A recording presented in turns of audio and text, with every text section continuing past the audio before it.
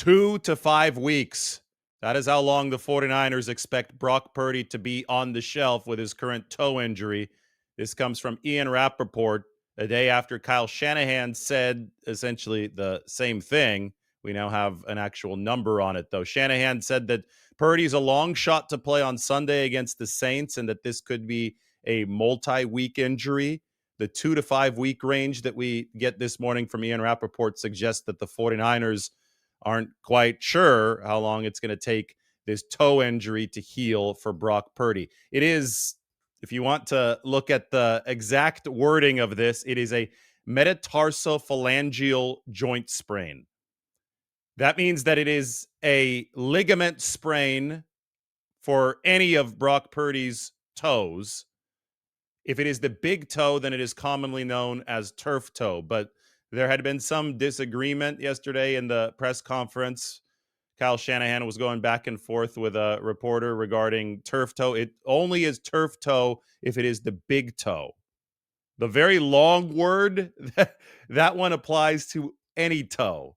And the 49ers haven't specified which toe was sprained when Brock Purdy was tackled by Julian Love near the sideline in the second quarter of the 49ers win over the Seahawks. So because they haven't specified which toe, technically this may not be turf toe, but I would think that it faces a similar recovery timeline as turf toe, which can be very, very unpredictable.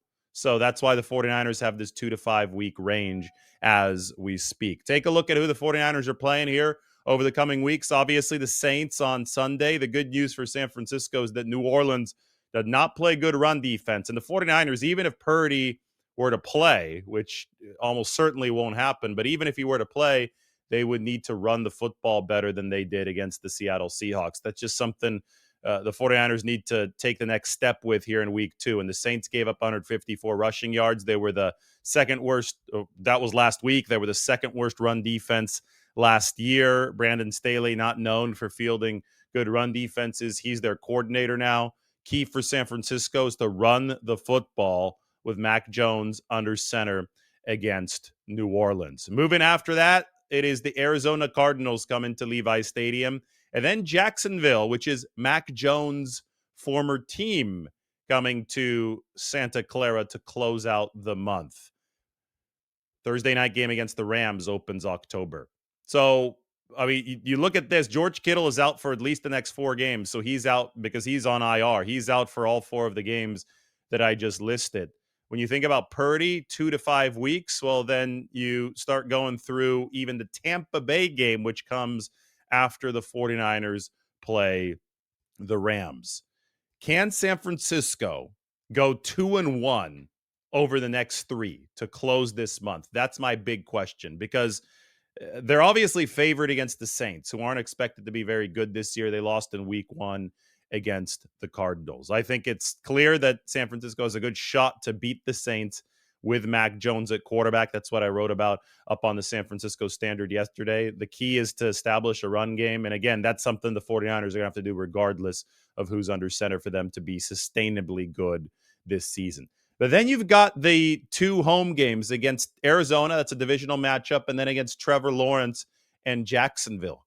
Even if Purdy doesn't play in either of those 2, so even if he's out for 3 weeks at least, can you win one of those 2?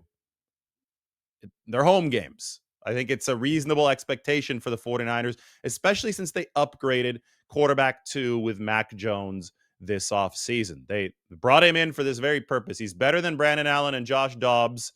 It didn't go well when the 49ers had to go to Brandon Allen or Josh Dobbs last season. They were 0-2 in those situations. Mac Jones should be able to win the 49ers at least a couple of games this year. You don't bring in the QB2 with the thought that he's going to be as effective as the QB1 over a long stretch of time, but you would like your backup to be able to operate the offense, execute what Kyle Shanahan needs to be executed over a shorter range of time, because most quarterbacks, face it, most quarterbacks don't play a full 17-game season. A couple of years ago, I think all but 3 or 4 QBs in the league, I'll go back and get the exact number, but all but 3 or 4 QBs in the league missed at least one start. So this is a league where injuries are common, and Mac Jones is going to be counted on to build a bridge for the 49ers. If he can guide the team to win in New Orleans and then split the next two games, the 49ers will be 3-1 leaving the month of September. Then they'll be well within the window of a potential Brock Purdy return. Obviously, still an unpredictable situation. They'll be close to a George Kittle potential return that could come in the game against Tampa Bay. And that will also see Demarcus Robinson come off of his suspension. That will actually happen sooner. Demarcus Robinson will be week 4 against Jacksonville. But once you're starting to talk about Tampa Bay, you may even have Brandon Ayuk in the picture because he's going to be out for at least the first 4 games on the PUP list. I think week 5 is not going to be a great time for any of these returns. Maybe for Purdy it would be okay, but for the guys coming off of hamstring injuries and knee injuries, week 5 is going to be a Thursday night game against the Rams without a lot of practice build-up time. So you look at the natural grass Sunday game for the 49ers in week 6 at Tampa as a potential rallying date of a lot of guys coming back. But they've got to think in the short term first, and that means the New Orleans Saints and their poor run defense on artificial surface come Sunday. Almost certainly Mac Jones is going to be the quarterback for the 49ers in that contest. Now, Mac was good over the course of training camp this year. I mean, Mac has been a starter before. He was a Pro Bowler in 2021 as a rookie with the New England Patriots, and then things started to slide off. I thought he played a little bit better in his time for Jacksonville last year, but the point is that he just has to be able to operate the 49ers offense. But that's not only reliant on Mac Jones, that's also reliant on the 49ers run game. And, that has to be the spine of things. And that's why that's my main focus this week. And that was going to be my main focus, regardless of if Purdy got hurt or not. Remember my grades the other day from Seattle? We did it from Kerry Park, and I looked at all of the 49ers position groups. And on the offensive side, quarterback was an A performance, running back was an A performance, receiver was an A performance, so was tight end. But I gave a D or a D minus to the offensive line because they only averaged 3.3 yards per carry. And then because of that, because they weren't able to establish a consistent run game that kept Seattle's very good defense, by the way, we got to give credit to the Seattle Seahawks, but because they weren't able to establish a consistent run game to keep Seattle's very good defense on its heels, Seattle was able to just unleash pressure, rush, with their ears pinned back. And Brock Purdy faced a 59% pressure rate. Purdy is faster than Mac Jones. So he was able to overcome the very non-ideal circumstances of Sunday in Seattle. And that was best illustrated by the sprint to the right and the throw to Jake Tonjes for the touchdown. That's a play that Mac Jones probably doesn't make off schedule. But if you run the football more effectively than the 49ers did on Sunday, you're not going to have to go off schedule as often. That's why it's a domino effect that can benefit the 49ers backup quarterback. So this is about the team taking its next step as an entire offense. Obviously, the 49ers defense has to continue building off of its very, very good start, and the special teams absolutely cannot screw it up anymore because your margin has just gotten thinner. I think that there's a little bit more context now to how happy the 49ers were to win week 1 in Seattle. Of course, that was a big win just for psychological reasons following 2024. But the fact that an injured quarterback guided them across the finish line. I mean, remember that Brock Purdy suffered the toe injury in the second quarter, and he also suffered an injury to his non-throwing shoulder in the second quarter. So he played with 2 things, and he guided the 49ers to a victory. That fired San Francisco up, not just because that's inspirational in the moment, but because they really needed that win. Now you're looking at 2 to 5 weeks without Brock Purdy. You're looking at an unpredictable toe injury that has a name with about 26 letters in it. It's the full alphabet. And it may not be turf toe, but it sounds like it might be another toe for Brock Purdy, just based on what Kyle Shanahan was saying. But you're looking at all this and you're realizing, oh boy, this is some tough sledding early in the season, especially since George Kittle is also out, especially since other guys can get hurt moving forward. So it's a really, really good thing for the 49ers that they won that opening divisional game in Seattle. That does give them a little bit more of a cushion than they otherwise would have had. 0-1 at this point with a Purdy injury.